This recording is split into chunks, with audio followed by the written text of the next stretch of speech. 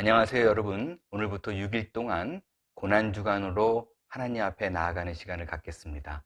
언제든지 이 링크된 사이트에 들어오셔서 원하는 시간, 원하는 장소에서 고난주간에 하나님을 깊이 만날 수 있는 한몸교회 가족들 모두 될 수 있게 되기를 바랍니다.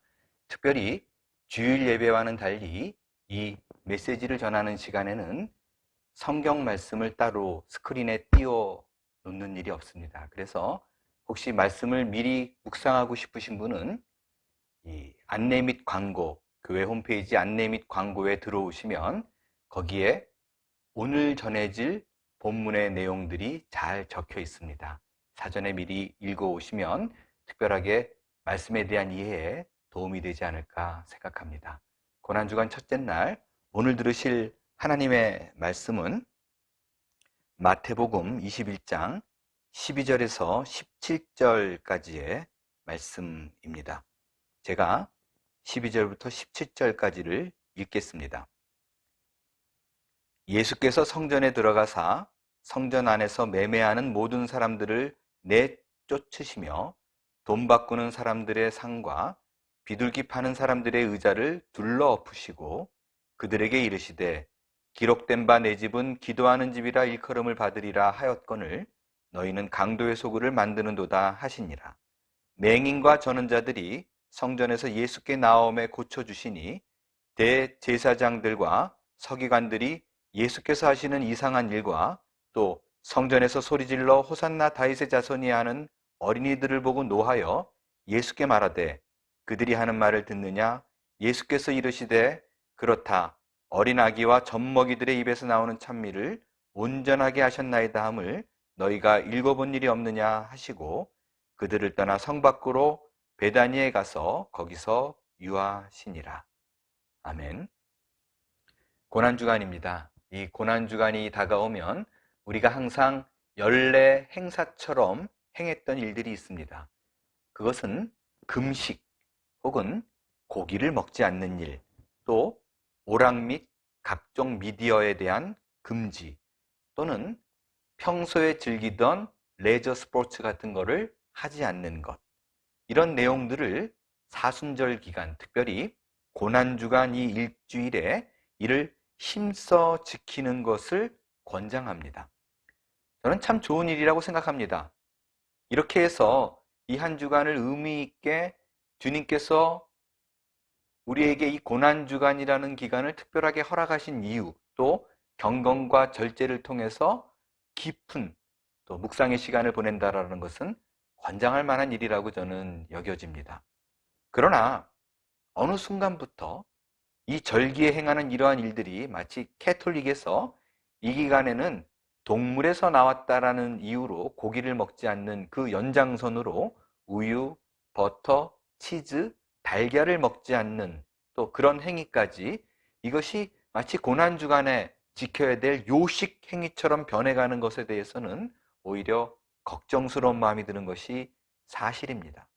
특별히 언제부터인지 이 고난주간이 시작이 되면 당연한 듯이 외치는 표 중에 하나인 주님의 고난에 나도 동참한다 라는 것은 정말로 참으로 복음에 반하는 엄청난 얘기임에도 불구하고 이를 행하지 않으면 불경건한 사람처럼 취급하는 문화는 정말 끔찍한 모습이 아닐 수 없습니다.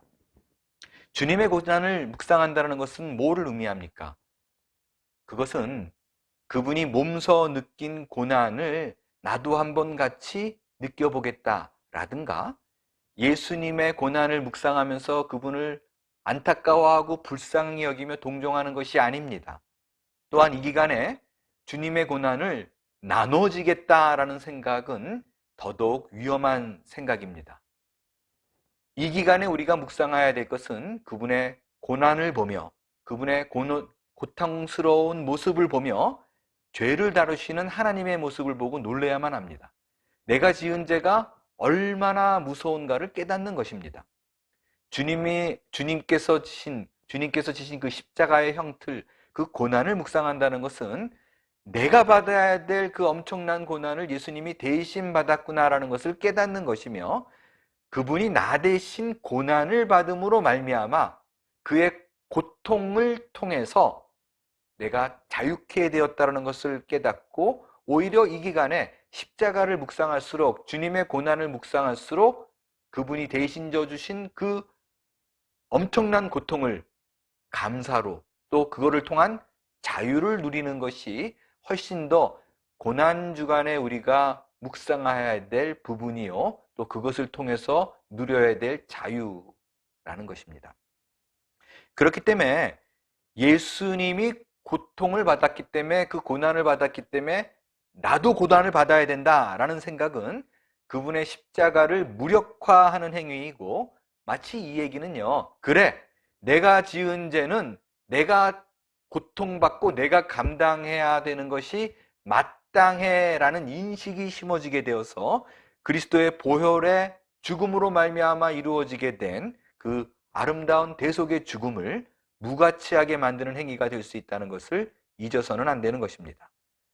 우리는 이 고난주간을 경건하게 보내야만 합니다.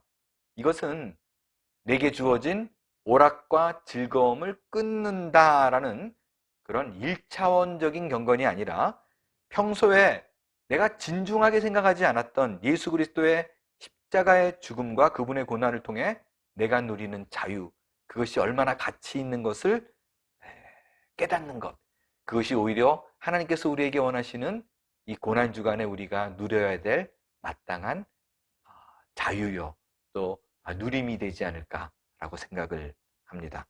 오늘 본문은 예수님께서 십자가에 돌아가시기 5일 전 그 월요일에 벌어진 일입니다. 자신의 고난과 죽음을 이미 내다보시고 3번 예언하신 대로 예수님은 여리고를 거쳐서 예루살렘에 올라가십니다. 그곳에서 일주일간을 머물다 계시다가 마지막 날 십자가를 지시고 죽음을 맞이하셨습니다. 그가 예루살렘에 들어가서 대중 앞에서 처음으로 행했던 일이 예루살렘 성전을 정화하는 일이었습니다. 자, 예수님께서 성전을 정화하셨어요. 우리가 일반적으로 생각할 때 교회가 정화해야 돼. 지금 우리 식으로 따지면요, 정화돼야 돼 라고 그러면 어떤 생각이 제일 먼저 드시나요? 뭐가 제일 먼저 필요하다고 생각해요? 일반적으로 제일 떠올리기 쉬운 거는요, 회개 운동입니다. 내 죄를 깨닫고 하나님 앞에서 울며 죄를 쓰고 주님 앞에 돌아오는 일이에요.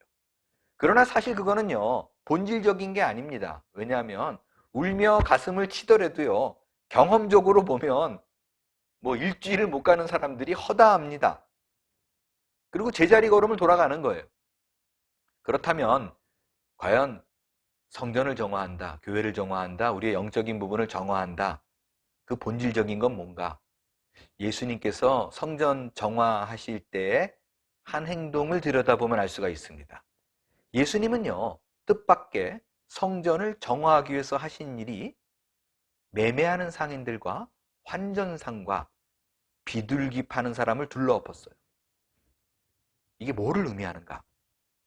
여러분, 근데 사실 우리가 그 시대로 돌아가서 그 백성의 입장으로 생각을 해보면요, 예배를 드리러 성전에 올라간 사람 입장에서는 그 짐승들을 매매하는 사람, 환전하는 사람들이 굉장히 고마운 사람이라는 것을 아십니까? 여러분이 잘 아시다시피 이스라엘 사람들은 매년 6월절만 되면 이스라엘 예루살렘에 와서 예배를 드렸습니다. 그런데 예루살렘에 올 때는 반드시 예물을 가지고 와야 돼요. 그 예물은 자신의 처한 환경과 형편에 맞춰서 예물을 드립니다. 그러니까 부유한 자는 양을 드릴 수 있고요, 형편이 조금 어려운 자는 비둘기를 드릴 수 있고, 그것조차 안 되는 자는 곡식을 드렸다는 거예요. 그런데 그 예물에는 한 가지 조건이 있습니다. 그게 뭐냐면 흠이 없어야 돼요. 흠이 없어야 돼요.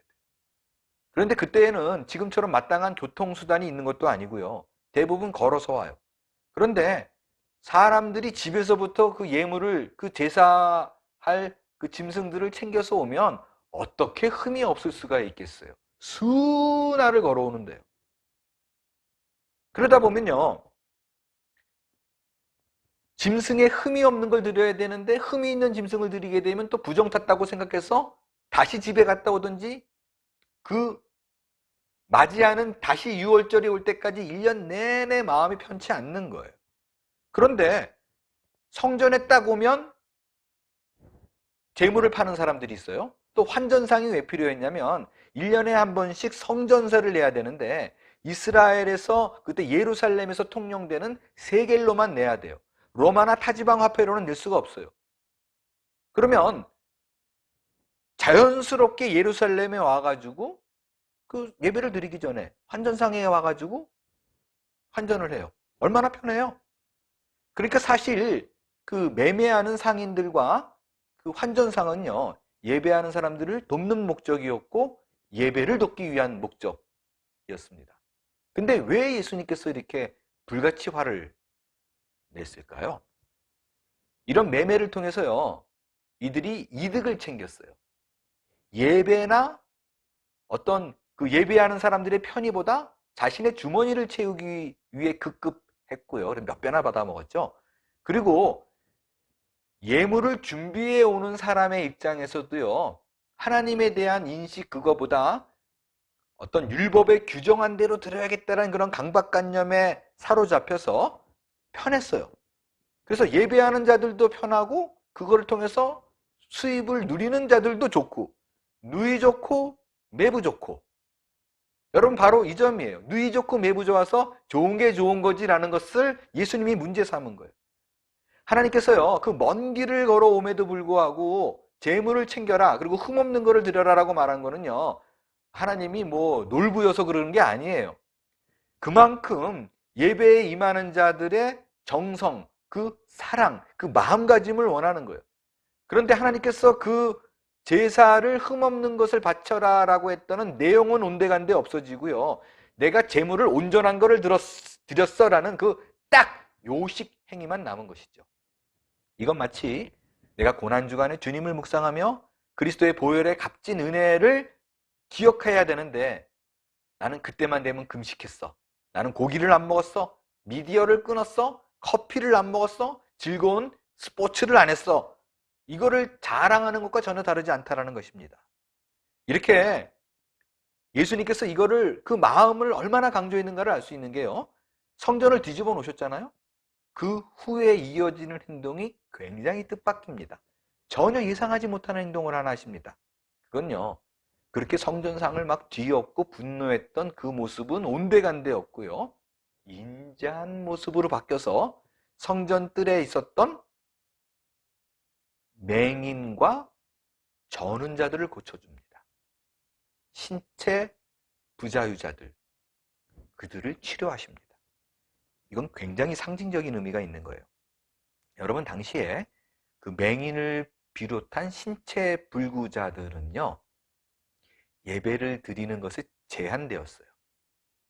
그러면 이들 마음에 얼마나 그동안 상처가 됐겠어요. 평소에 얼마나 예배를 드리고 싶었겠어요.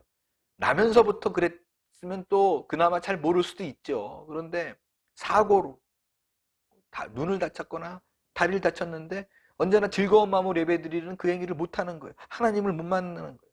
어쩌면 내가 죽기 직전에 정말 예배 한번 제대로 드려보고 싶다, 이 마음이 그들에게 사무치게 있었을지도 모를 거예요. 그런데 예수님이 그들을 치료합니다.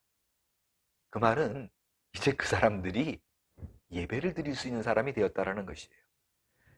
고침받은 그들이 예배를 나올 때 어떤 자세로 예배를 드렸을까요? 물을 보듯 불을 보듯 화나지 않겠어요? 그냥 감격과 찬양과 감사로 그냥 눈물을 쏟으며 예배할 거예요. 이들의 손에는 재물이 없습니다. 드릴 연보도 없습니다. 그러나 하나님은 그들의 예배를 기뻐 받으셨을 것이 분명합니다. 왜냐? 마음을 드렸기 때문이에요.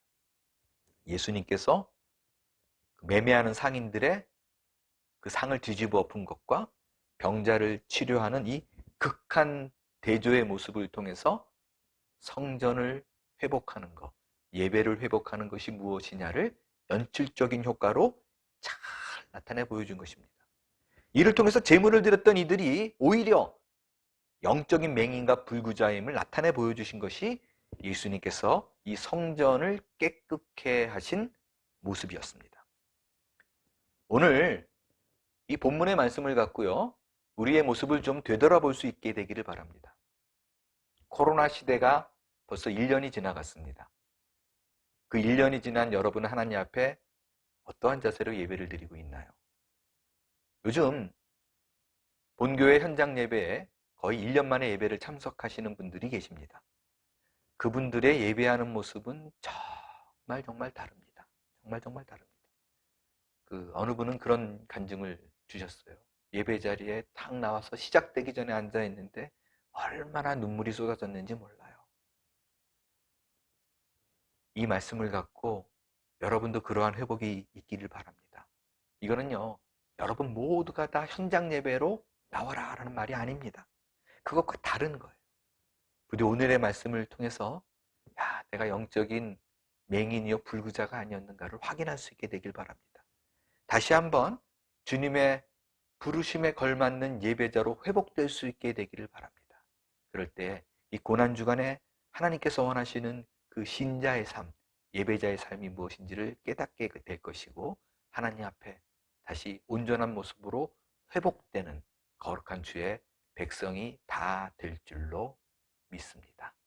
기도하겠습니다. 하나님 감사합니다. 이 고난주간을 통해서 우리에게 말씀하신 하나님을 만나게 해 주옵소서. 형식적인 예배가 아니라 온 마음과 정성을 다하는 예배자가 되게 해주셔서 이전에 깊이 하나님을 만났던 그 역사의 현장, 그 첫사랑을 회복하는 자들이 다 되게 해 주옵소서. 온전한 마음으로 거듭난 예배자로 되기를 소원할 때에 귀하신 예수님의 이름으로 기도합니다. 아멘.